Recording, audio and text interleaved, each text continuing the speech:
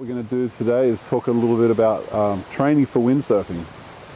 And that's obviously very broad sort of statement because there's so many things you can be doing. I'd say probably the number one thing you do want to be doing with windsurfing is spending quality time on the water with your equipment, training on the equipment that you will compete on if you're into competition, or that you're going to be spending the most time on, getting out in good conditions and learning about your equipment and getting your body in tune. But there's really a number of things that you can do and different ways you can do it. But what I try to encourage people on a simple sort of level is to get time on the water, maybe half an hour, 45 minutes at a time. Don't overdo it. Come in, take a break, and go out again.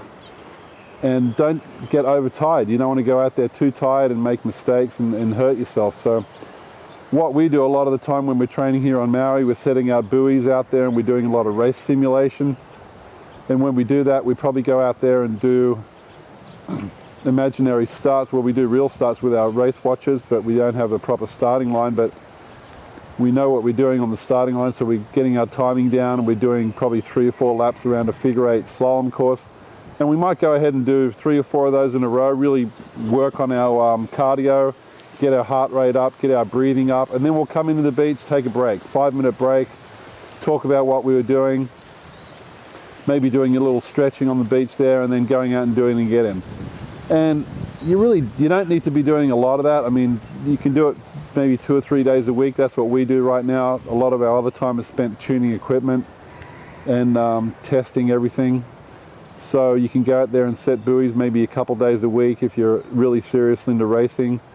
And you could be spending maybe an hour and a half to 2 hours each session, and getting some quality starts in, quality mark roundings.